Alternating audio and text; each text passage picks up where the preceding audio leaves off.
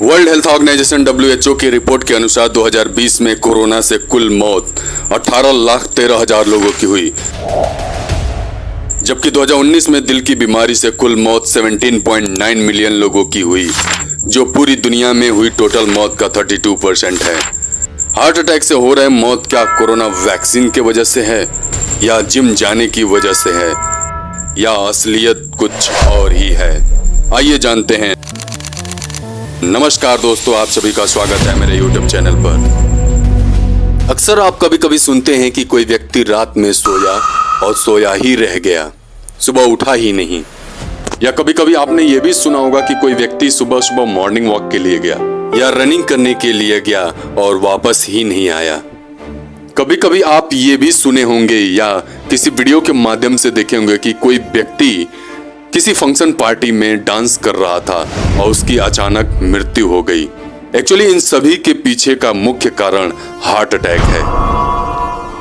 The Lancet global health report के मुताबिक साल 1990 में पूरे देश में हार्ट डिजीज से 13 लाख लोगों की मौत हुई थी, जो कि कुल मौत का 13% था, जबकि साल 2016 में यह बढ़कर 28 लाख हो गया, जो कि कुल मौत का 28% था।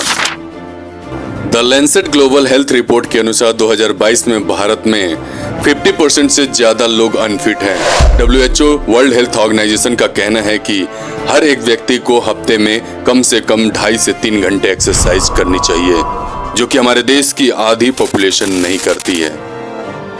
कुछ रिपोर्ट के अनुसार इंडिया में हार्ट अटैक के केसेस लगातार बढ़ रहे हैं। वैसे तो हार्ट डिजीज 45 से 60 के बीच की उम्र या उससे ऊपर के उम्र के लोगों में पाया जाता है, परंतु अब यह इंडिया में 40 से भी कम उम्र के लोगों में पाया जा रहा है।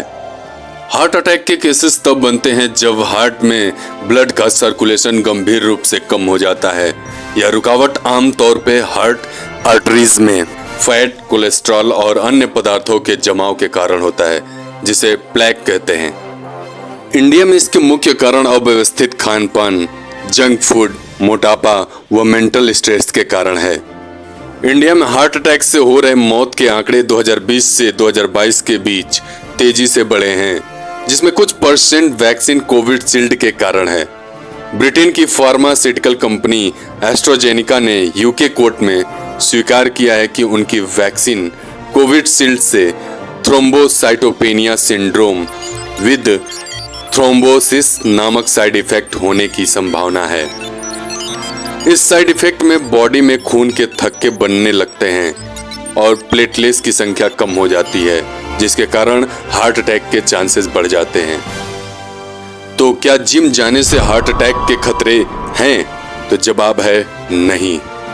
लेकिन कई सेलिब्रिटी की जिम में हार्ट अटैक से अचानक हुई मौत का कारण कुछ और भी हो सकता है। क्या हमें पता है कि उस समय उनकी बॉडी का कोलेस्ट्रॉल लेवल क्या था, ब्लड प्रेशर लेवल क्या था, शुगर लेवल, लिपिड प्रोफाइल क्या था?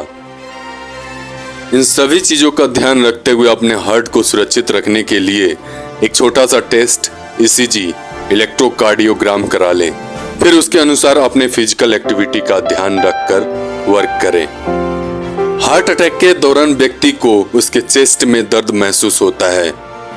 यह उसके चेस्ट से शुरू होकर उसके बाएं हाथ या दोनों हाथ, शोल्डर, गर्दन, पीठ या उसकी कमर तक फैल सकता है। परंतु कभी कभी यह सिम्टम्स इतने हल्के होते हैं कि व्यक्ति को पता ही नहीं चल पाता है कि उसे हार्ट अटैक आने वाला है। इसे साइलेंट हार्ट अटैक कहते हैं।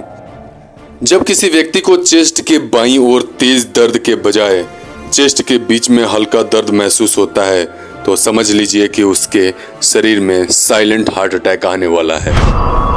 वैसे तो हार्ट अटैक के कुछ लक्षण जैसे सीने में दर्द, सिर हल्का होना, चक्कर आना या बेहोश हो जाना, दिल का घबराहट होना या उसकी धड़कनें तेज अचानक धड़कने लगती हैं या सांसें फूलने लगती हैं, तो कृपया आप सावधान हो जाएं।